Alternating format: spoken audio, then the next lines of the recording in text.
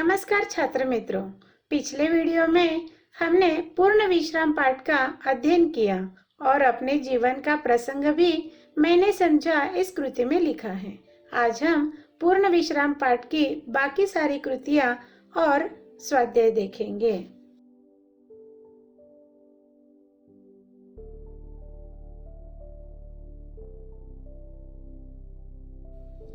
सबसे पहली कृति है मौलिक सृजन।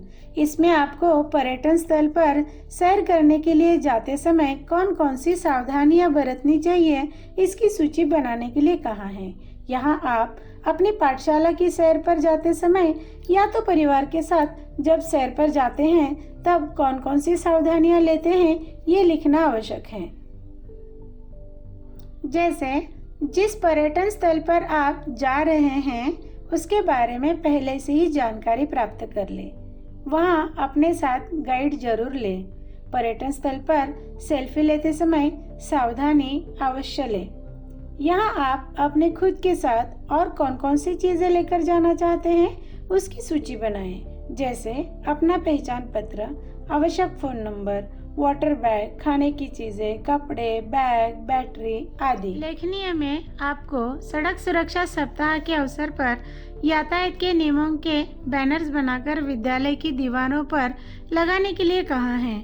आप अपनी उपक्रम की कॉपी में यातायात के नियमों को लिख सकते हैं। सड़क सुरक्षा सप्ताह 11 जनवरी से 20 जनवरी तक हर साल मनाया जाता है। इसमें इस साल की थीम है युवाओं के जरिए बदलाव। आप सब बच्चे भारत देश के सच्चे आधार स्तंभ हैं। आप और देश का हर युवा ही देश में सड़क सुरक्षा में अच्छा बदलाव ला सकता है। जैसे वाहन धीमा चलाना है, जीवन को सुरक्षित बनाना है।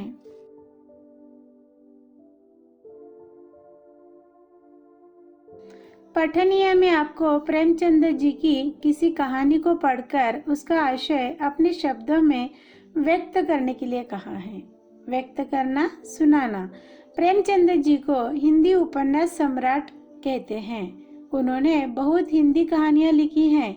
इनकी कहानियां हमें पाठ्यपुस्तक में पढ़ने के लिए दी जाती हैं। नमूने के तौर पर प्रेमचंद जी की अनुभव कहानी का आशय संक्षेप में यहाँ सुना रही हूँ, उसे ध्यान से सुनिए। आप अपने पसंद की प्रेमचंद जी की किसी एक कहानी को पढ़कर उसका आशय संक्षेप में अपने शब्दों में सुनाइए। मैं जो आपको कहानी सुनाने जा रही हूँ वह भारत स्वतंत्र होने से पहले वाली है। एक पति पत्नी होते हैं। पति ने तपती दोपहर में राष्ट्र के सेवकों को शरबत पिलाया। इस गुनाह के लिए अंग्रेज सरकार पति को जेल में बंद कर देती है। पत्नी को अपने माता पिता, सास ससुर अंग्रेजों के डर से सहारा नहीं देते। तब पति का अध्यापक मित्र और उसकी पत्नी उसे सहारा देते हैं। यह बात गुप्तचरों से अंग्रेज अधिकारी तक पहुंच जाती है। तब अध्यापक मित्र को अपने मित्र की पत्नी को सहारा मत दो या नौकरी से इस्तीफा देने को कहा जाता है। अध्यापक की पत्नी उसे नौकरी का इस्तीफा देने के लिए कहती है। वह कहती है, आपके दोस्त की पत्नी को सहारा देकर हम कोई उपकार नहीं कर रहे हैं, बल्कि देश सेवकों की सहायता यानी देश की सेवा करने वाले की पत्नी को सहारा देकर हम असल में देश की सेवा ही कर रहे हैं। जब अध्यापक नौकरी का इस्तीफा देने जाते हैं तब मुख्याध्यापक उन्हें कुछ प्रश्न कर उनका इस्तीफा नामंजूर करते हैं। यानी देश को स्वतंत्रता दिलाने के लिए सिर्फ देश सेवक, नेता, क्रांतिकारी ही प्रयास कर रहे थे, ऐसा नहीं, अपितु देश के आम लोग उनकी सेवा कर देश को स्वतंत्रता दिलाने का प्रयास कर रहे थे। आप प्रेमचंद जी की अनुभव कहानी को विस्तृत रूप से पढ़ सकते हैं। स्वाध्याय।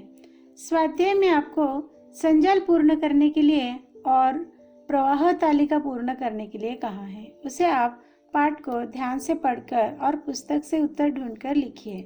स्वाध्याय में ही पर्यायवाची शब्द लिखने के लिए भी कहा है। पर्यायवाची शब्द यानी समानार्थी शब्द, जैसे ऐनक, चश्मा, अखबार, समाचार पत्र, रात, रजनी आदि। ऐसे और शब्द पाठ में से ढूंढकर अपनी हिंदी की कॉपी में लिखिए।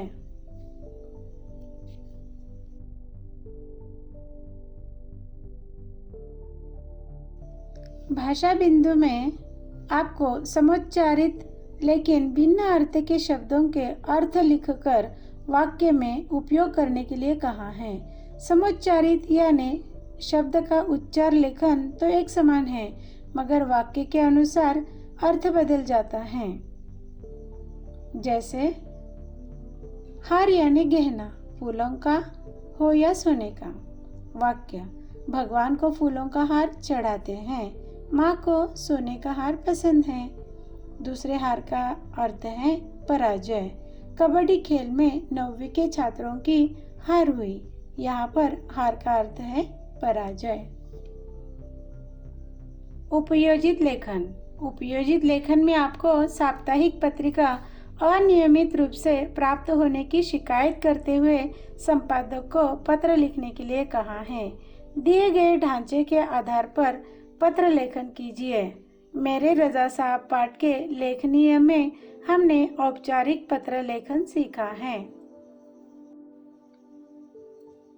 स्वयं अध्ययन में आपको प्राचीन काल से आज तक के संदेश वहन साधनों की सूची बनाने के लिए कहा है। आप अपने परिवार में बातचीत करके वह सूची बनाइए। मनुष्य समाजप्रिय प्राणी है। वह एक दूसरे से बात किए बिना रह नहीं सकता। हमें जिनसे बात करनी हो वे अगर हमसे दूर हैं तो उसे संदेश भेजते हैं। पुराने जमाने में कालिदास ने मेघों को दूत बनाया। कवियों ने हवा से संदेश भिजवाया। राजा महाराजा हर कार्य के माध्यम से संदेश पहुंचाते थे। देरी होने पर उन्हें सजा भी मिलती थी। पुराने जमाने में कबूतरों से भी संदेश दिए जाते थे।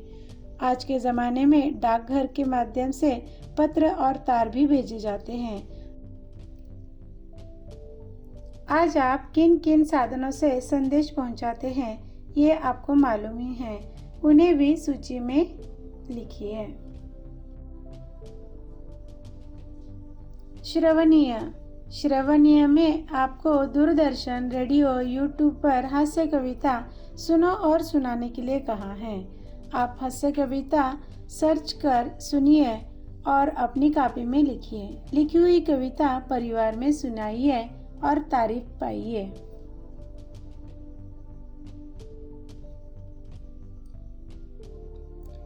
संभाषणीय।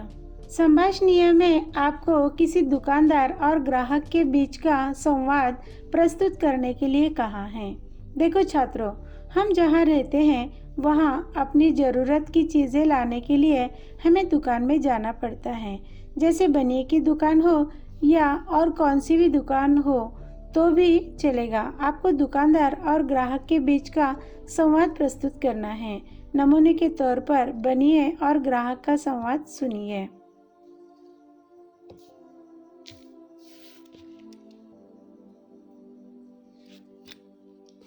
नमस्कार।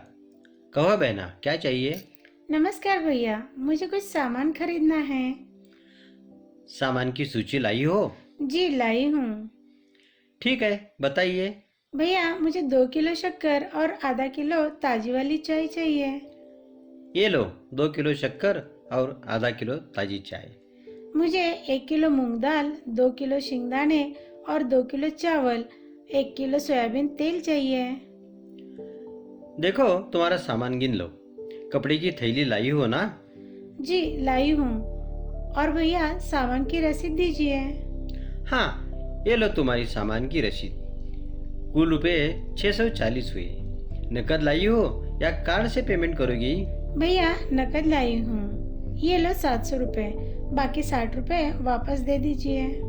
ये लो तुम्हारे 60 रुपये। धन्यवाद भैया, चलती हूँ।